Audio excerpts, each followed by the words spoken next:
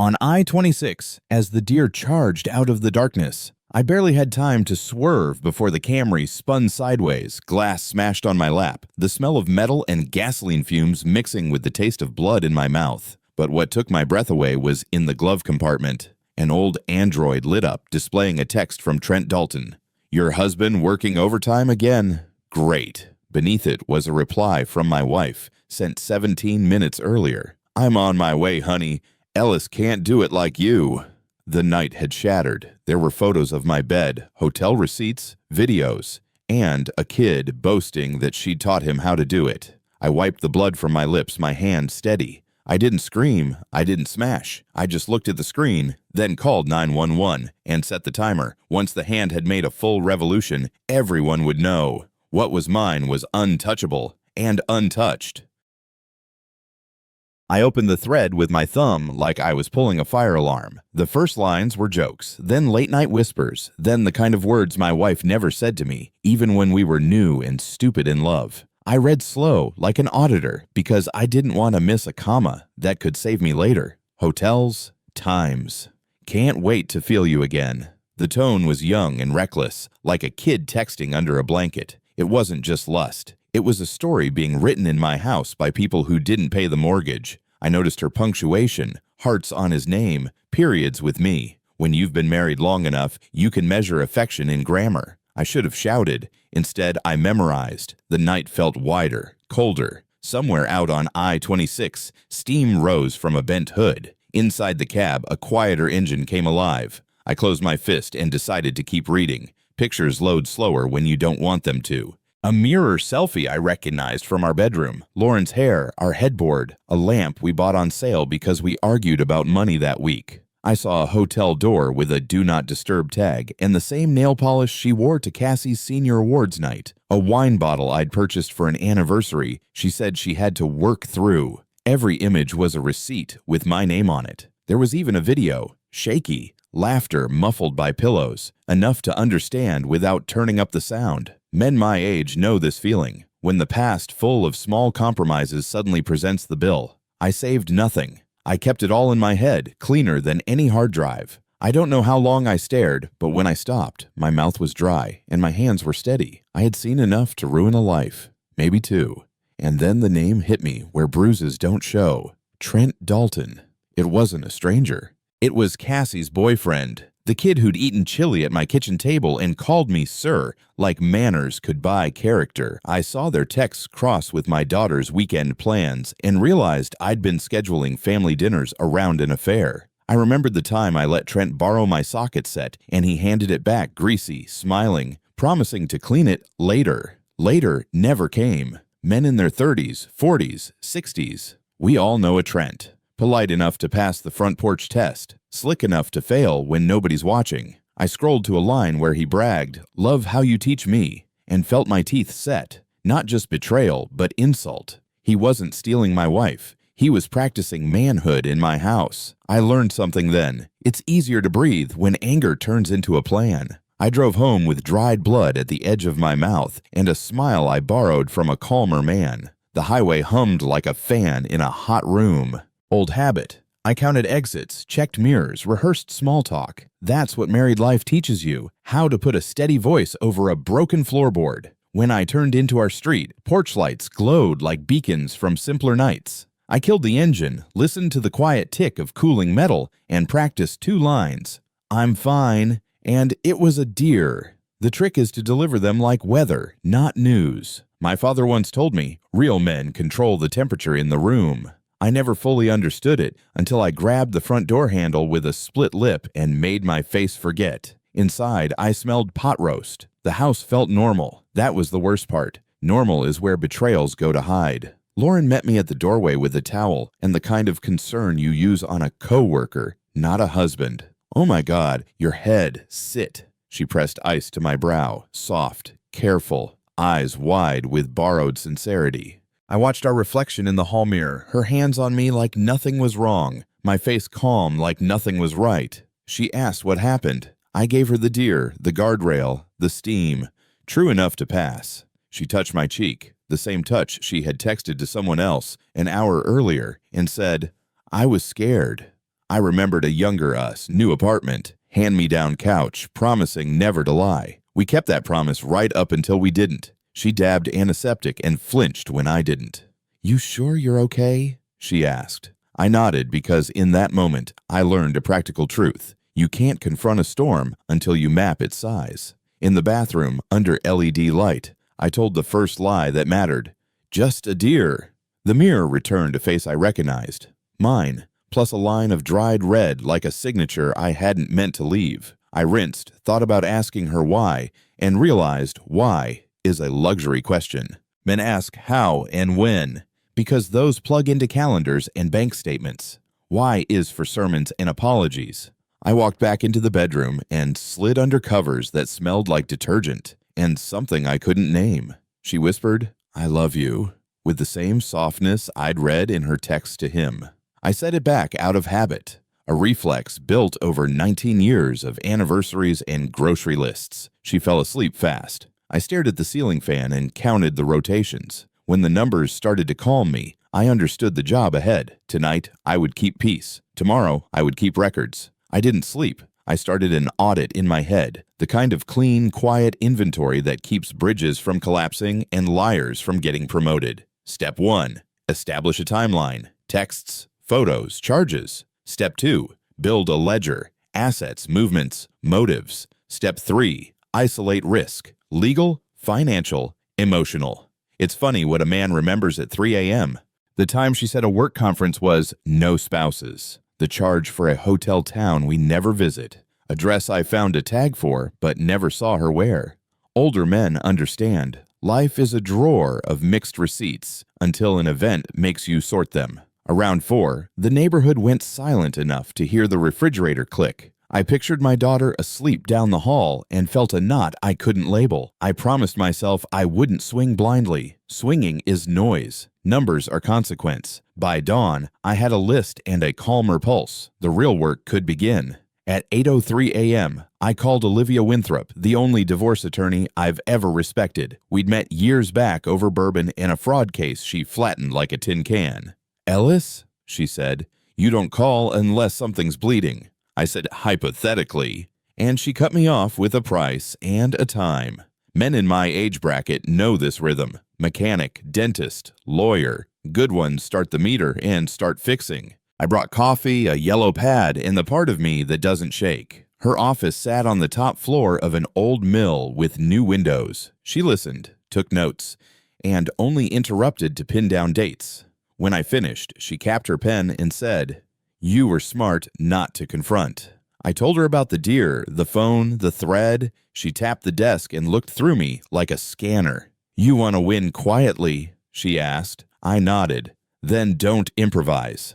Olivia laid out the rules like a surgeon describing an operation you'll be awake for. Don't move money in chunks. Don't change your routine. Don't tip your hand. Gather. Verify. Preserve. Rage is a headline. Evidence is a verdict. She asked about the boy's age, the first dates, the hotel towns. I gave her what I had and promised more by Friday. She slid a folder across the desk. Templates, checklists, a way to take pain and make it admissible. "You're an auditor," she said. "So audit your life. The court won't care how you feel. It will care what you can prove." I thought about every man I know who swung first and lost custody second. That wouldn't be me. "If you get sloppy," she warned, "they'll call it mutual breakdown. If you stay precise, they'll call it what it is." I thanked her, stood, and felt something settle. The plan wasn't pretty, but it was mine. At my desk, I opened a fresh folder and typed a name that felt truer than a prayer. The Quiet Ledger. Paper doesn't flinch, so I started with paper. I printed a blank timeline, drew month lines with a ruler, and marked the night on I-26 in red. Older men will recognize this ritual. It's how you take back control when your gut is chaos. I listed data sources like I'd list accounts, bank statements, credit cards, phone records, work calendars, mileage apps, doorbell logs. I set 2 rules in the margin: no assumptions, no confrontations. Then I added a third: protect Cassie. I closed my eyes, replayed the glove box, and wrote burner beside March. Every audit I've ever done begins with what's missing. Here, the missing thing was who my wife really was between 5 and 9 p.m. I stapled a manila tab, slid the folder into my drawer, and felt the room cool. The work had finally started working on me. I began with money because money remembers. I logged into our joint accounts and sorted by merchant. Hotel names jumped like trout. Hendersonville, Asheville, occasional boon. I exported spreadsheets, highlighted Friday charges, and circled dates Lauren claimed off-site HR training. I pulled her PTO ledger. One advantage of living with an HR director is you know where the forms live. Men my age know those binders. Taxes, warranties, medical copays, the quiet history of a household. I matched card charges to the calendar on our fridge and to family photos on my phone. When she supposedly sat in a workshop, Cassie and I ate takeout alone. When she worked late, a $49 house red posted at a steakhouse 2 towns over. Nothing dramatic, just the steady drip that rots wood. I printed everything, dated every page, and used sticky flags like mile markers. The numbers didn't scream, they nodded. That was worse. Screaming is easy to ignore. Nods become verdicts. Patterns want to be found. Hendersonville hotels clustered around Thursdays. Lingerie stores lined up after girls' nights. A boutique wine shop appeared exactly 2 days before our last anniversary. The same one I spent fixing a leaky hose while she texted under a porch light. I remembered the argument about budgets that week, how I suggested we skip gifts and cook together. There it was on the statement. $120 on a bottle she said a coworker brought by to celebrate a promotion. I printed the receipt image. The clerk noted gift wrap. Nothing here proved adultery, but everything suggested rehearsal. I added a column called Justification Given, another called Observed Reality, and watched the gap widen. Older men know that gap. It starts tiny. Then one morning, you can park a truck in it. I wrote a question at the bottom of the page. If the spending is sloppy, what else is careless? The answer was waiting. I turned to the boy. Appalachian State student, business major, Instagram full of sunsets and dumb captions. Trent Dalton, 19, son of a man who sells cars with smiles that never quite reach the eyes. I built him a 1-page dossier, the way we do for vendors before a state contract. Hometown, GPA, clubs, lease address, plate number. I scrolled his photos like a dad pretending to be supportive, and noted the tells older men recognize. Watches beyond his pay grade, dinners where someone else's card picked up the tip, quotes about grind posted at noon. A video caught him toasting with a bourbon he spelled incorrectly. The comments were vague but pointed.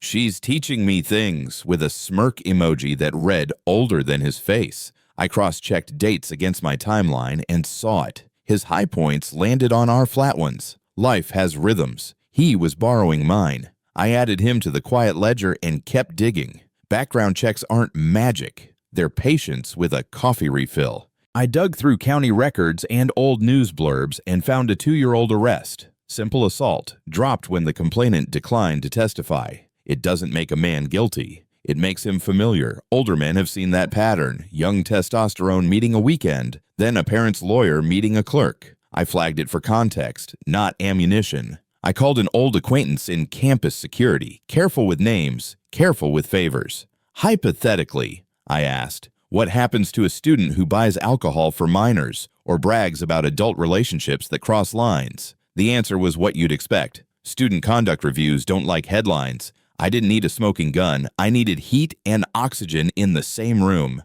I wrote conduct exposure next to Trent's name and underlined it twice. If he'd been reckless with fists, odds were he'd be reckless with phones, cards, and pride. Lauren called at lunch, voice sugared like county fair lemonade. Thinking about you. Head okay? That syrupy tone would sound sweet to strangers. To a long-married man, it rang like a smoke alarm you've learned to ignore. I put her on speaker and took notes with dates and phrases, leaving blank lines for cross-references. She asked about dinner plans, about whether Cassie needed gas money, about a neighbor's barking dog. Every topic was a small stone skipping past the thing that mattered. I answered with steady warmth, the way my father used to calm a skittish horse, hands visible, voice even. "We'll do pot roast leftovers," I said. "I'll handle it." She exhaled gratitude like I'd handed her a pardon. When the call ended, I replayed the last minute and wrote one word: performance. It sounds cruel until you admit life has stages. Older men know the role of dependable husband. I'd played it. Today, I learned to direct it. That night, we ate pot roast at the same table where we'd balanced checkbooks and signed birthday cards. Cassie talked about scholarship essays and a professor who reminded her of me. Organized, too strict, secretly kind. Lauren nodded, inserted Trent's name like seasoning, a joke he told, a class he might take, a job he could land with the right guidance. I forked carrots, smiled at the right places, and felt a parallel dinner playing in my head. The ledger plate sliding, the meat of motive cooling under the air of facts. Older fathers will understand. You want to protect your daughter without turning her world into a courtroom. I asked harmless questions about deadlines and tires needing rotation. No one at that table knew I'd started a war that looked like budgeting. Lauren reached for my hand when the dishes cleared. Her fingers were warm, practiced. I let her hold a man who was already somewhere else, counting. When the house settled into its nighttime creaks, I opened Cassie's old laptop. Ours, technically, the one I'd set up with parental controls when she was 14 and curious about everything. I wasn't hunting for gossip. I was building a timeline. Her Photos app remembered what we don't. Prom fittings, lake weekends, an April picnic where Trent wore a hoodie I'd later find in our laundry basket. Then there was the birthday post, March 15th.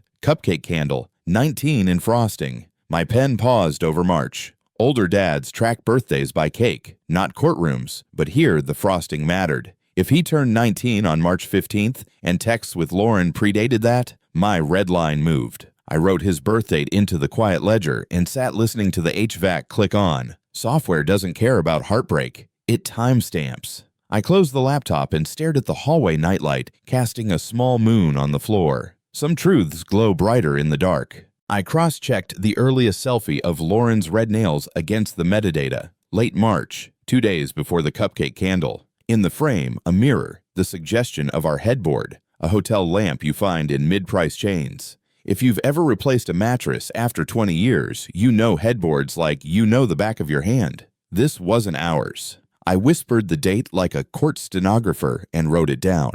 Older men learn to respect the quiet click of proof. No accusations, no speeches, just a digit that changes everything. The room felt colder, not because I wanted criminal charges. That's a theater with bad seats, but because a boundary had been walked across when my daughter still called him new.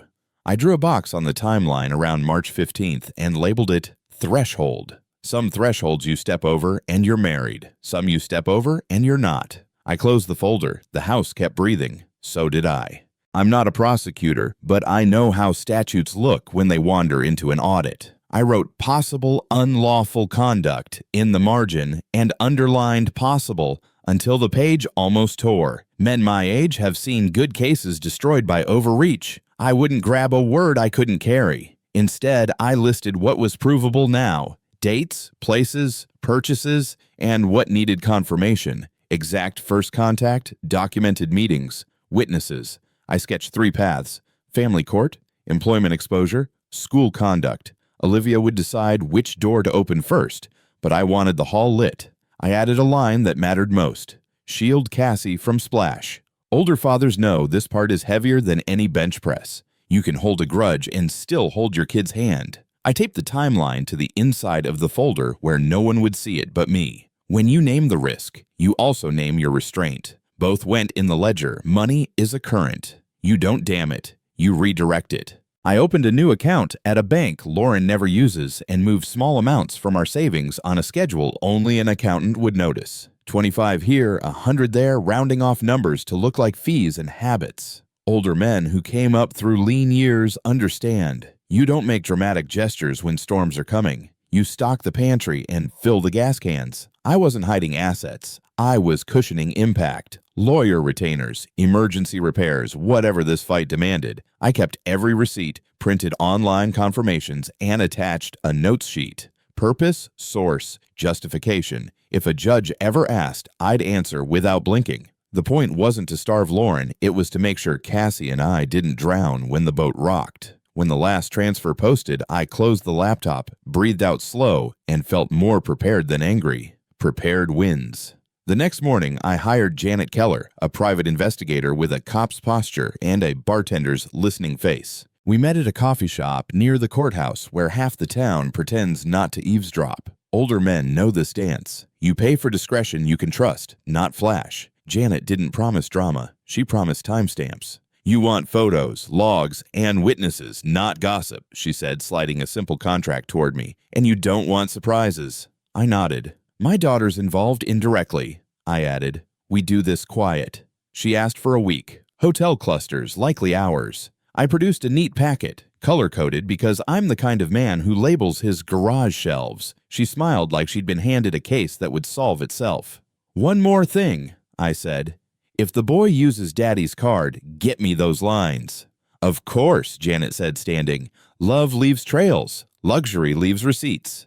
We shook hands. Work began. 7 days later, Janet texted a secure link. I waited until I was alone in the car, then tapped it. The gallery opened on a Hendersonville motor lodge, the kind that always smells faintly like lemons and cigarettes. Photo 1. Lauren stepping from her Honda, sunglasses, hair fastened like for church. Photo 2. Trent arriving separately, head down, hands in pockets like he'd lost something and would find it upstairs. Photo 3. Their hands touching in a small, careless way only strangers notice. The timestamps were crisp. Their stay lasted 3 hours and 14 minutes. A second batch showed them leaving. Trent first, then Lauren after a phone call, the caution of a person who knows she is gamble and prize at the same time. Older men know that posture. I downloaded everything, labeled by date, and placed them in the quiet ledger. Evidence doesn't soothe you. It hardens you. The softest part of me understood that and kept turning pages. I looked at the photos until the sting went out and a colder clarity took its place.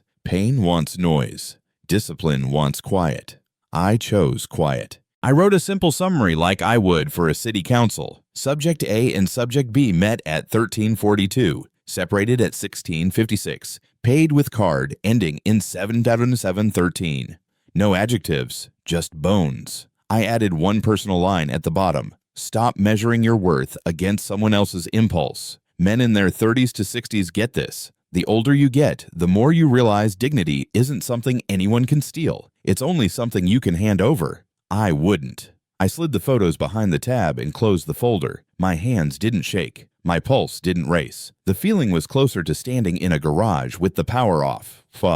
Listening to a storm you prepared for. I poured a glass of water, swallowed, and felt the next step arrive like a knock. By then, I knew the truth that matters. I wasn't a husband solving a fight. I was a professional closing a case. That shift saves men like me. Love makes you swing. Work makes you aim. I listed my roles on a fresh page. Father, auditor, property owner, plaintiff. Each role came with duties I could meet without losing myself. I wrote a line my father might have liked.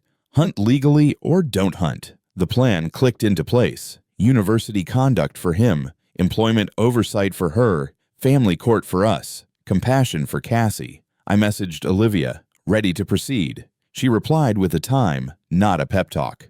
Good. My generation does better with schedules than slogans. I put the quiet ledger back in the drawer, straightened the pens on my desk, and tightened a loose screw on my chair because fixing small things steadies you for bigger ones. When I stood, I felt taller. The hunt had begun. Within the lines.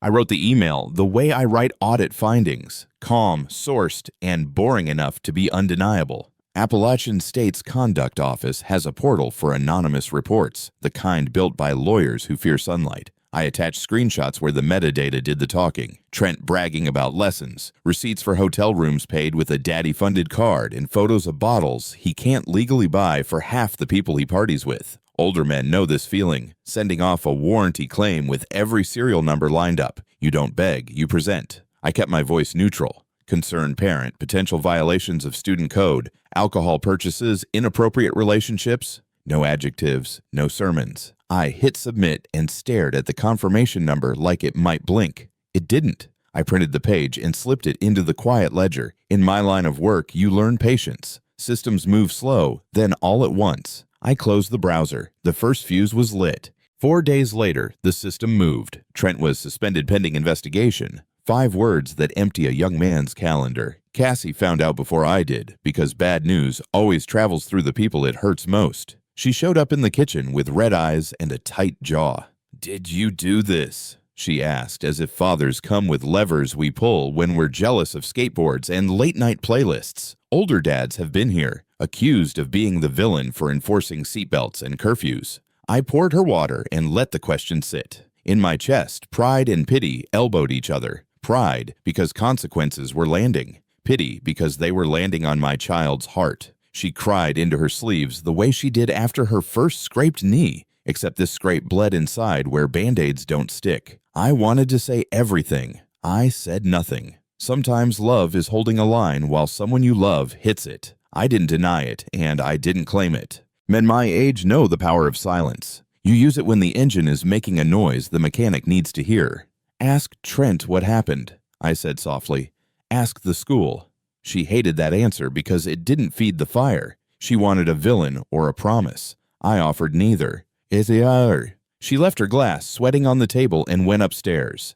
The house settled into those evening creaks you notice when you're listening for footsteps. I wiped the ring off the oak and thought about every time I'd spoken too soon in life, at work, in arguments, as a young husband who believed speed could fix what only patience could. Silence isn't permission, it's strategy. If I owned the chaos, I'd own the blame. If I let the facts breathe, they'd fill the room without me. I checked the time, folded a dish towel, and waited for the next call. Lauren felt the temperature drop first. She started calling mid-morning just to check on your head, then late afternoon to see if we needed anything for dinner, then right before bed. Because it's been a weird day. Smiles got tighter. Laughs lost their tail. Older husbands can tell when the performance budget gets cut. She asked if Cassie seemed off. I said, senior year is heavy. She asked if my workload had changed. I said, budgets always change. We danced 4 feet apart, eyes on each other's shoes. When she did touch my arm, it felt like someone testing a wire before grabbing it. That night, she suggested a weekend away, to reconnect. I pictured a beach photo we'd never take and a burner phone buzzing in a purse by the nightstand.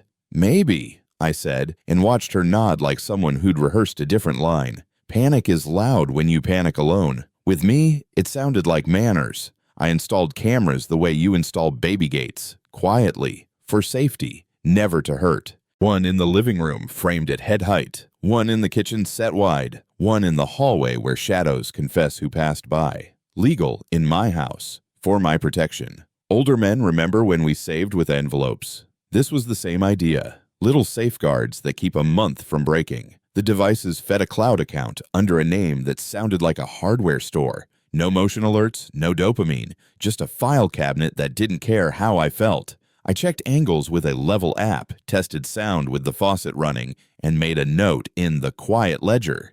Cameras active, date, time. This wasn't about catching her in the act. It was about catching myself before I did something dumb. When truth has a hard drive, you don't need to raise your voice. You let the lens remember what the heart wants to edit. The house gave up its secrets at 12:17 a.m. The hallway camera caught Lauren moving downstairs with the caution of someone carrying a stack of plates. In the kitchen, the mic picked up the soft click of a back door and the hush of a whisper. I listened on headphones like a man monitoring a hospital machine. I think he knows, she said into the phone. He's been different, showing up, asking about school. We can't meet here anymore. It's too risky. The voice on the other end was inaudible, but the script wrote itself. I love you too, but we need to be smart, she added, and the smart landed like a brick.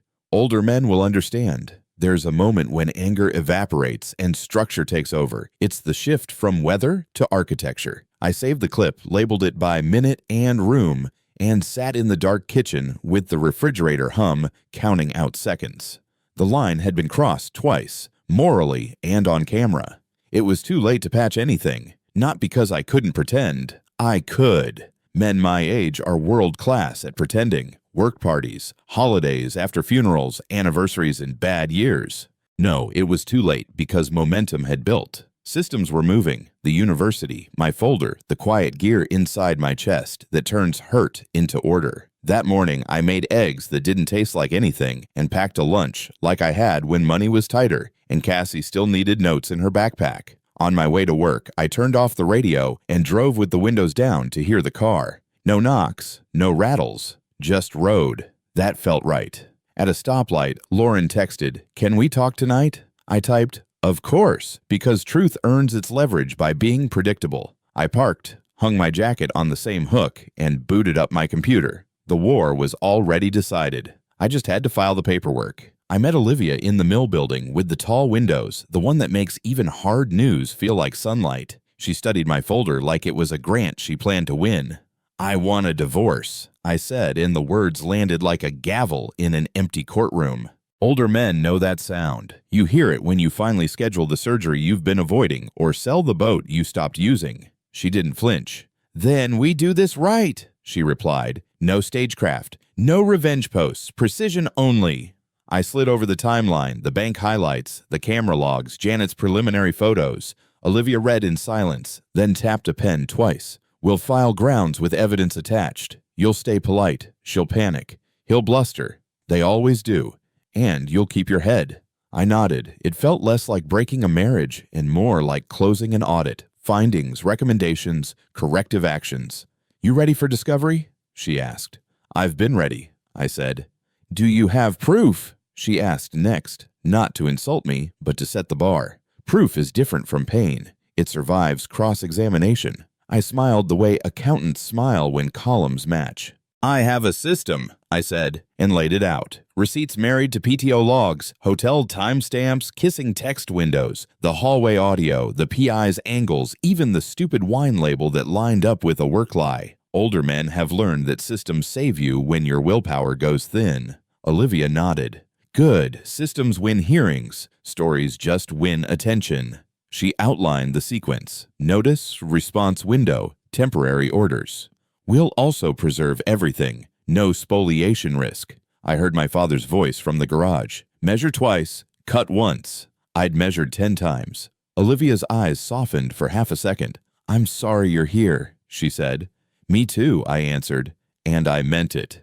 Then I capped my pen and put my feelings back where they belong, off the record. I spent the weekend collecting like a man hosting a yard sale nobody can see. Emails where the subject lines betrayed the calendar, credit card statements that looked harmless until you held them up to the light of dates. Hotel photos in a folder named like a broken appliance. Camera clips trimmed to start a breath before anything could be argued out of context. Janet's logs with times and plate numbers. I even printed a paper map. Yes, an actual map, and traced routes in red because older eyes sometimes need to see distance to feel truth. Every item got a sticky tab. Financial, digital, witness, timeline.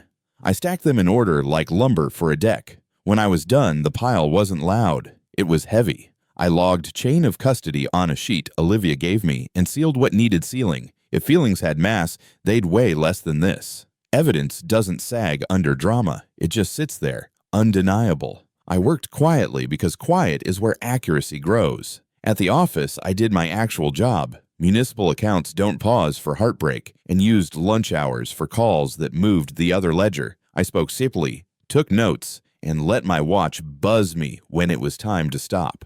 Older men learn that routine is armor. You shave, you iron, you show up, and the world treats you like you're fine until you actually are. I kept my inbox clean and my calendar tighter than usual. Lauren texted thinking of you more often. I replied with thumbs up and dinner times. Janet sent a brief. More hotel entries. Olivia filed preliminary paperwork. I didn't ask for updates. I trusted the system I'd set in motion. In the evening, I fixed a loose cabinet hinge and oiled the garage door. Those small corrections steadied my hands for the big ones. When you're quiet long enough, people underestimate you. That's useful. Underestimation is a shield. Next, I turned to Lauren's workplace. HR director means policy keeper, not policy breaker. I compiled a compliance memo the way I'd do for any school, flagged reimbursements without documentation, overlapping time entries, calls routed through school phones during off-site hours. I never wrote her name, I didn't have to.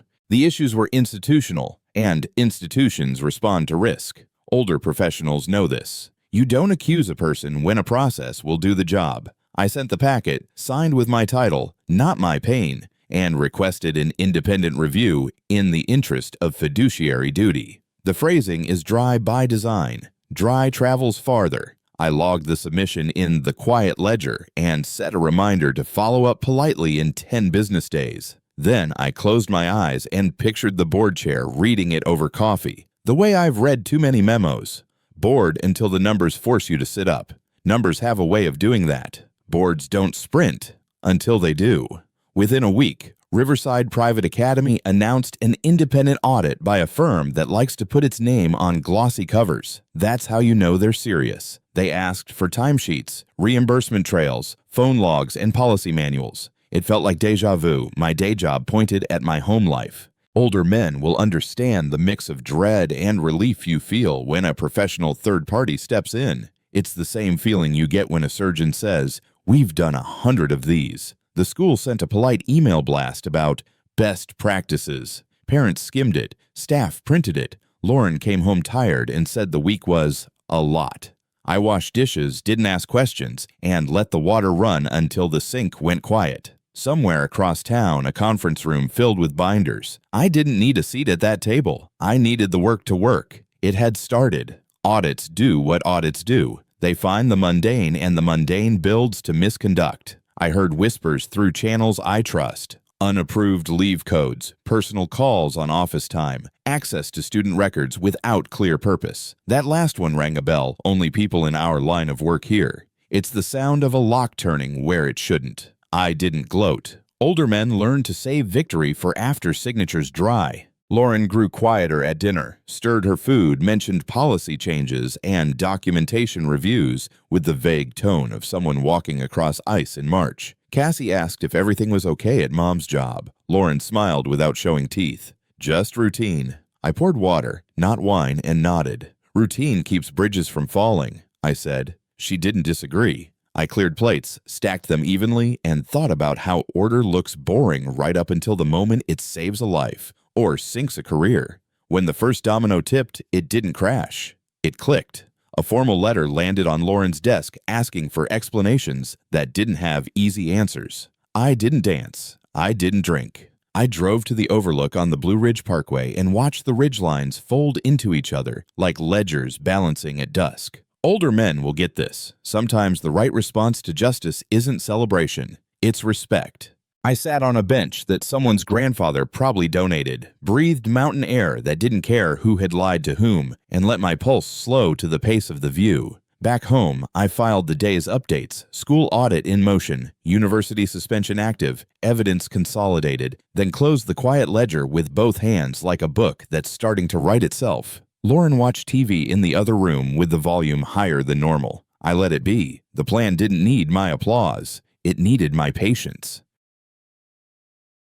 Riverside's investigation started like a rumor and turned into a schedule. Auditors showed up with clipboards and calm faces. Teachers whispered in hallways the way people whisper at church when someone sits in the wrong pew. A small local site ran a piece about policy concerns at a private academy. No names, just breadcrumbs. Older folks know how that works. Your neighbors don't ask. They already think they know. I kept doing my job, paying bills, mowing the lawn. When Lauren mentioned procedures being reviewed, I nodded like a man who's heard that tune before. The press didn't say affair. They said culture, which is how paper avoids paper cuts.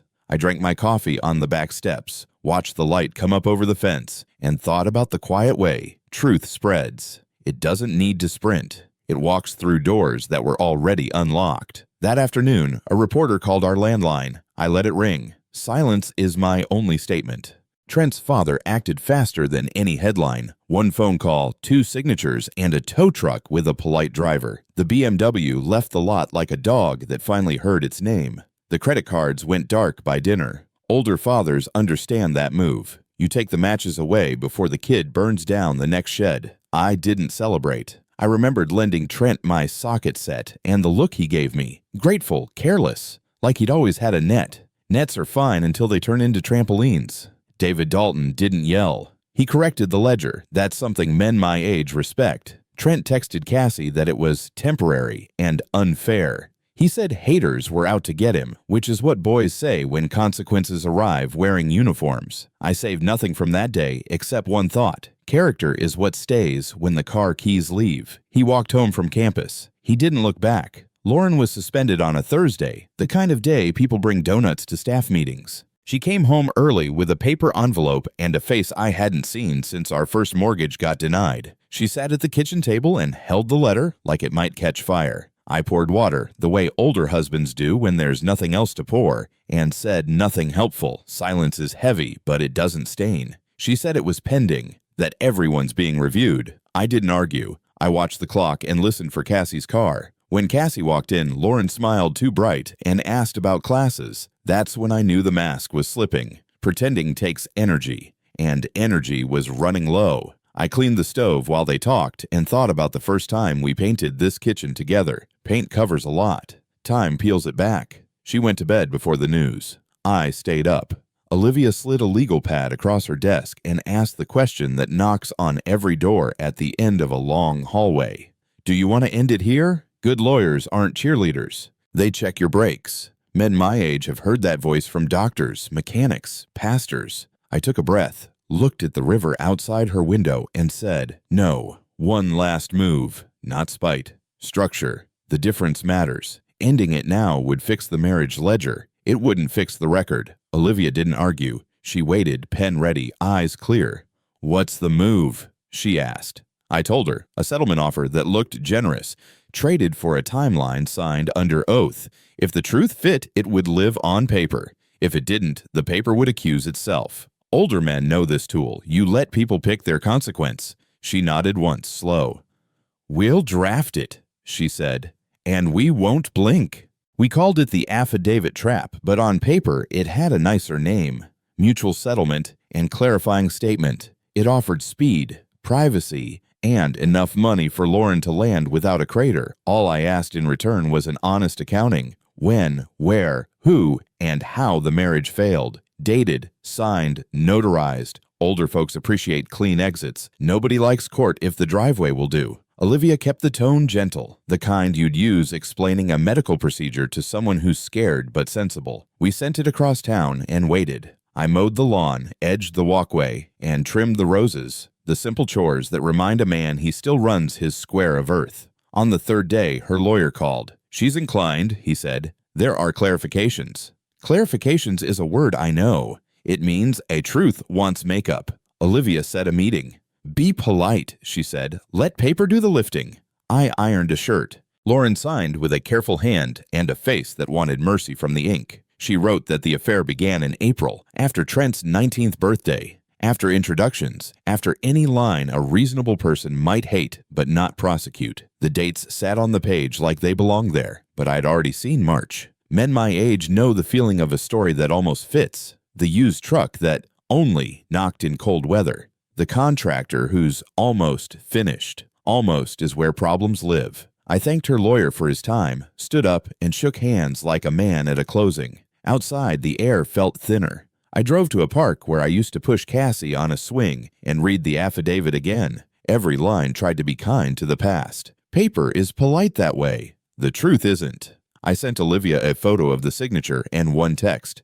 Proceed. Then I went home and fixed a loose hinge. The prosecutor's office doesn't look like TV. It looks like a place where coffee goes to die. I handed the affidavit across a counter and placed my folder beside it. Metadata, call logs, the late March photos, the cupcake candle from March 15th. I spoke in the tone older men use when everything important has already been said. I believe this sworn statement is false, I told the assistant DA. Dates don't match the record. She read page by page the way a nurse checks vitals, without drama, with care. Perjury's not a toy, she said. We'll need to verify. I nodded. I came for verification. She took copies, gave me a receipt, and slid the originals back. Paper is like that. It travels, then it returns. I walked out into bright morning and felt nothing triumphant. You don't cheer when a beam passes inspection. You move to the next beam. Olivia called before I reached the car. Under review, she said. Good, I answered. When the police knocked, I was making coffee like any other day. Filter set, kettle hissing, that slow drip that comforts men who came of age before single-serve machines. Lauren had been staying somewhere else for a week. I expected a call. I got 2 uniforms and a plainclothes woman with a folder under her arm. They were polite. They always are when paperwork is in order. We have questions about a sworn statement, the plainclothes said. I nodded and stepped aside. They didn't need my kitchen. They needed my calm. Older men understand how to be courteous when authority visits your house. You offer a chair, not a speech. I answered what I could, showed them my index of documents. Alright, then let them do their jobs. The kettle clicked off. Nobody reached for the cups. When they left, I poured the coffee anyway and stood at the sink until the steam stopped rising. Justice doesn't taste like anything. It just is. They took Lauren in through the side entrance, the one used for people who still have neighbors. She cried. I didn't watch. There's a difference between being cold and being careful. Older men know to respect certain moments, even when those moments were earned. I sat in my car and stared at the courthouse bricks, the same bricks I'd passed 100 times on my way to work, and thought about how ordinary places hold our hardest days. Cassie texted, "Where are you?" I wrote, "At the courthouse," then waited to see if she'd ask why. She didn't. Maybe she already knew. Maybe she couldn't. Lauren's lawyer arrived in a hurry and didn't see me. He looked tired, like somebody who'd trusted the wrong dates. When it was over, I drove home by the long route, the one that passes the ball fields and the hardware store and a church sign that said Truth and Grace. I read it twice, then turned left.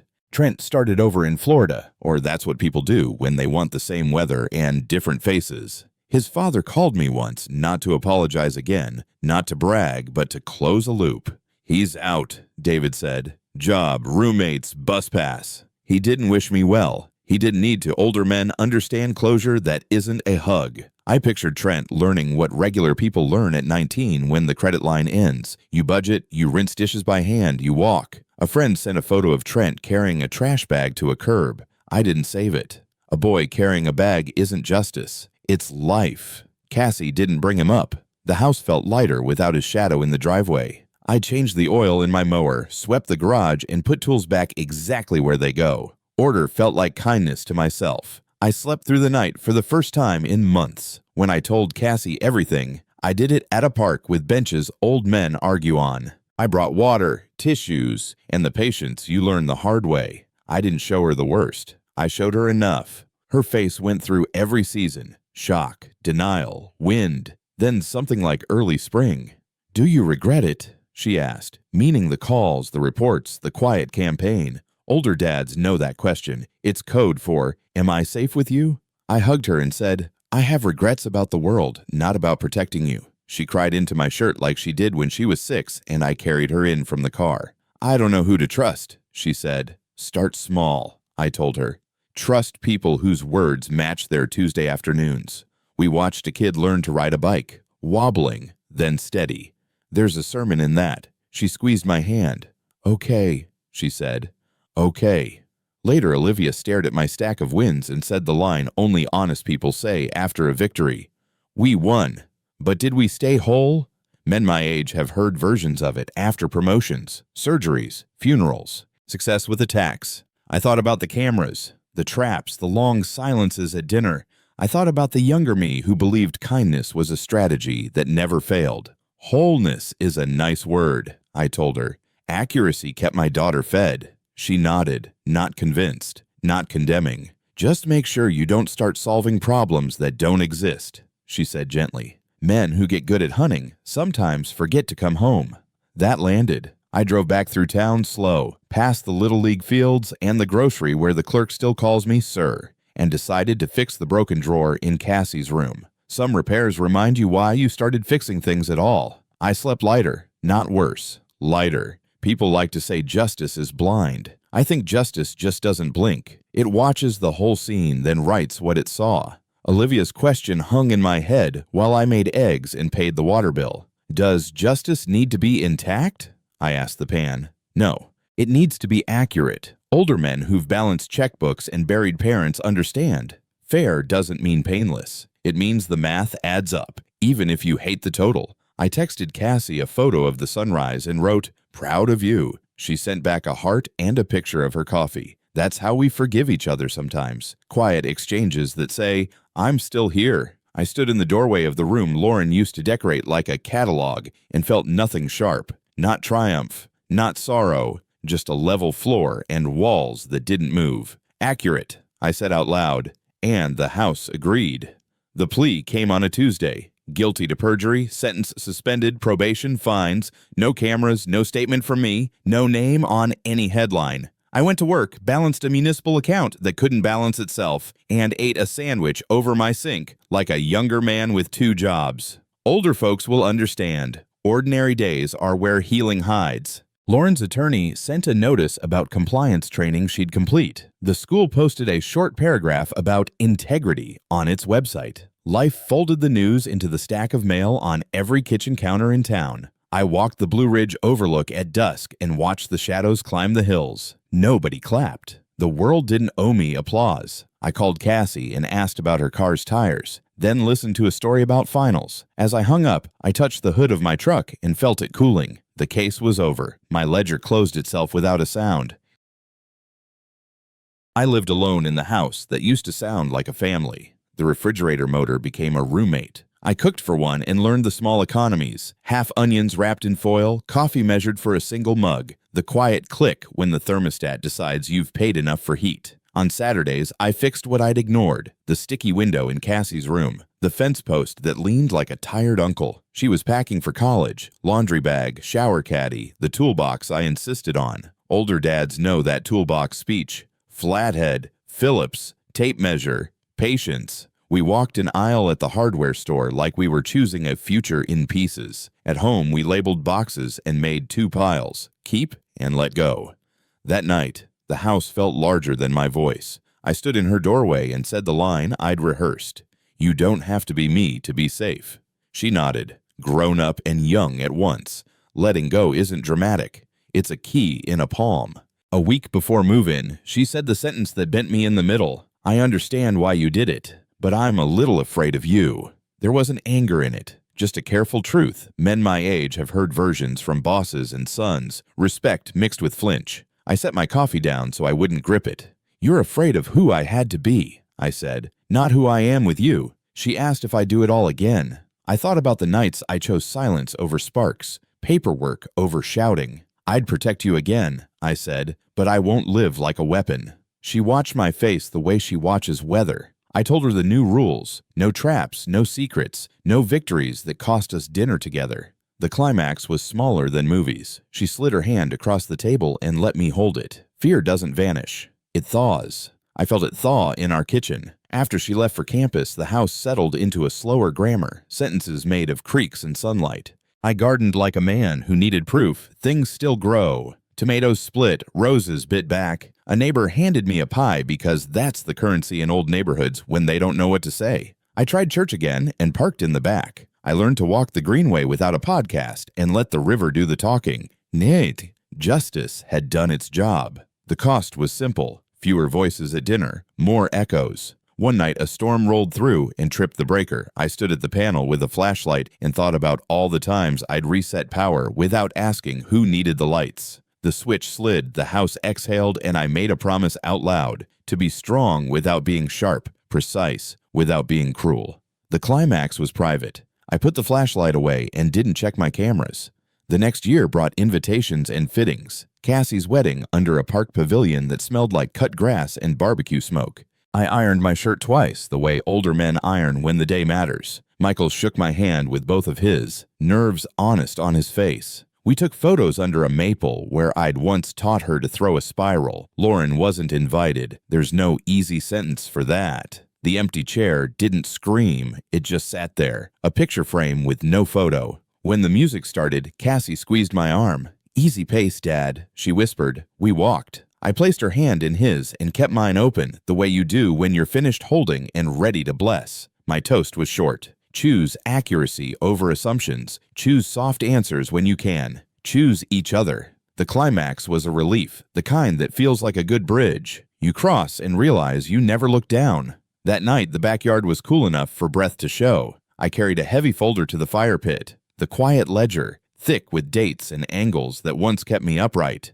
Older men know when a tool has done its job and started to rust you from the inside. I fed pages to flame in handfuls. Receipt ink curled into smoke. Hotel timestamps lifted like birds that finally understood the sky. The cameras were already boxed in the garage. The cloud account was closed with a password I didn't write down. In the glow, I said names without bitterness and let the heat finish the argument I'd been having with myself. The climax wasn't the crack of a log, it was the quiet afterward. No more exhibits, no more rehearsals of pain, just a man, a yard that needed mowing tomorrow, and a life that could be built forward. Peace didn't arrive like a parade. It arrived like a level floor beneath my feet. Part 60. Summary. 1. I'm not telling this to brag about revenge. I'm telling it to remember the math. Justice balances columns, hearts don't. A deer on I-26 turned my life sideways, and a cheap phone made it clear. I became the quietest hunter in the room, ledgers, dates, angles, until the case closed and the house echoed. Payoff looks different at my age. It's coffee that doesn't shake, a floor that feels level, a daughter who can hand her hand to a good man without looking back. Mercy didn't win the trial. Accuracy did, but mercy got the last word. I boxed the cameras, burned the quiet ledger, and left the gate unlatched for tomorrow. I can be strong without being sharp. I can keep receipts without keeping score. The audit is complete. The books are closed. The lights are off in that room. My name is Ellis Brewster. I survived the arithmetic, and tonight I sign the only line that matters. Begin again. Now.